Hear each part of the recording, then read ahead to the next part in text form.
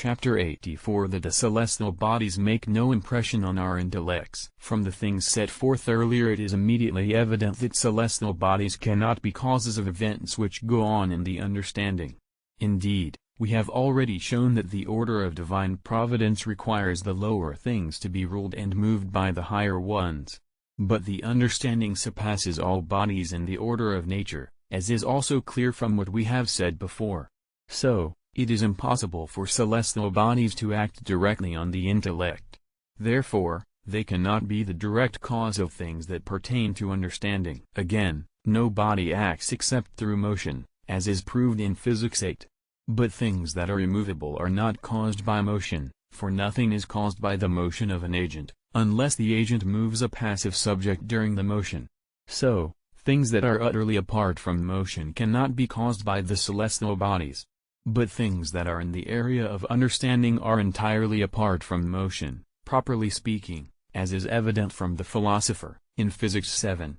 On the contrary, through being undisturbed by motions, the soul becomes prudent and knowing as is stated in the same place. Therefore, it is impossible for celestial bodies to be the direct cause of things that pertain to understanding. Besides, if nothing is caused by a body unless the body is moved while the motion is going on, it is necessary for everything that receives an impression from a body to be moved. Now, nothing is so moved except a body, as is proved in Physics 6. So, everything that receives an impression from a body must be a body, or some power of a body. Now, we showed in Book 2 that the intellect is neither a body nor a bodily power. Therefore, it is impossible for the celestial bodies directly to make an impression on the intellect. Moreover, everything that is moved by another thing is reduced by it from potency to act. But nothing is reduced by a thing from potency to act unless that thing is actual. So, every agent and mover must be in some way actual, in regard to the effects to which the passive and movable subject is in potency. Now, the celestial bodies are not actually intelligible, for they are certain individual, sensible things. And so, since our intellect is not in potency to anything except actual intelligibles, it is impossible for celestial substances directly to act on the intellect. Furthermore, the proper operation of a thing depends on its nature, which, in things that are generated, is acquired, along with the proper operation, through the process of generation. This is clear in the case of heavy and light things, which immediately at the end of the process that generates them possess their proper motion unless there be some impediment. Because of this the generating agent is called a mover.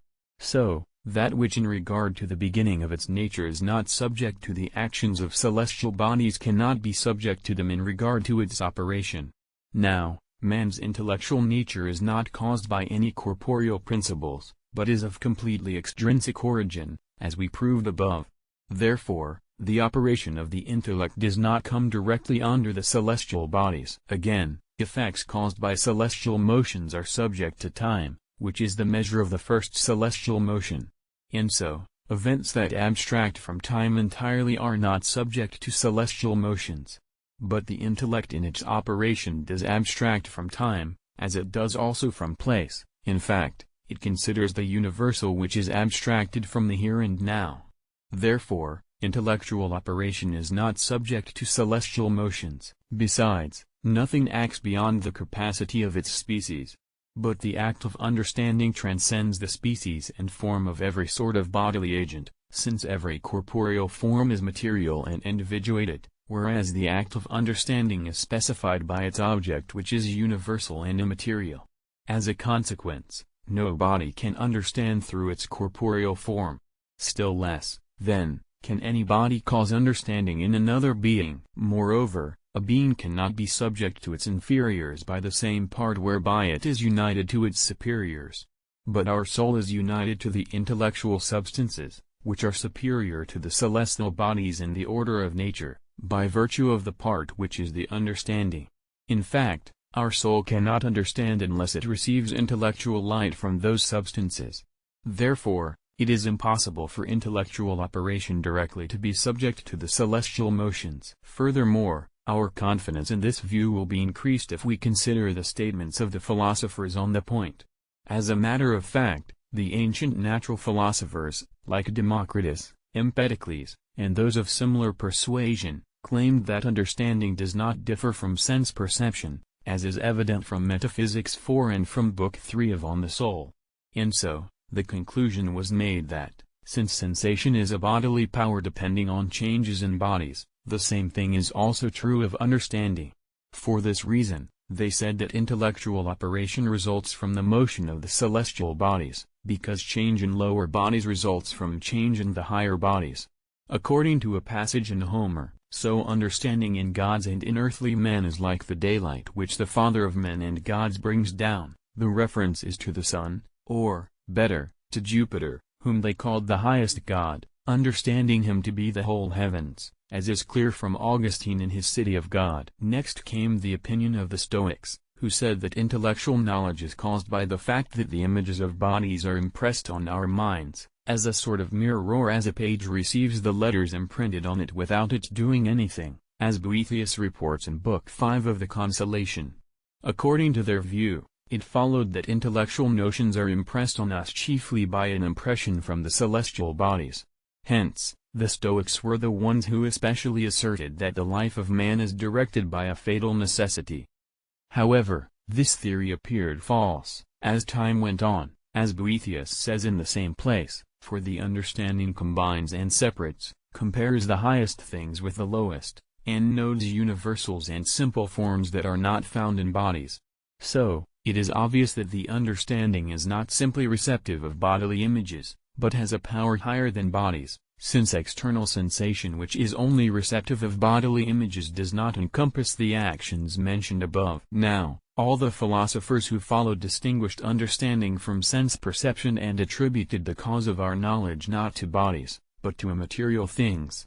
Thus, Plato claimed that the cause of our knowledge is the ideal forms, while Aristotle said that it is the agent intellect. From all these views we may gather that the assertion that the celestial bodies are the cause of our act of understanding is a consequence of the opinion of those who claimed that understanding does not differ from sensation, as is clear from Aristotle in his book On the Soul.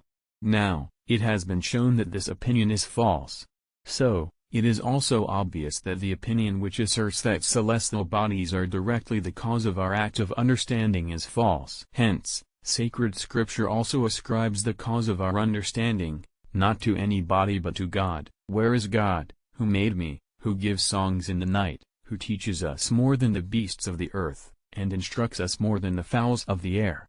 Again, in the Psalm, he who teaches man knowledge. However, we should note that, though celestial bodies cannot be directly the causes of our understanding, they may do something indirectly in regard to it.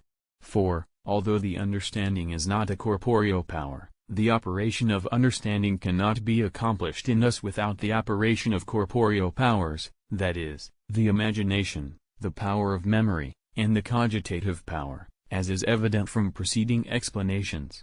And as a result, if the operations of these powers are blocked by some indisposition of the body, the operation of the intellect is impeded, as is evident in demented and sleeping persons, and in others similarly affected.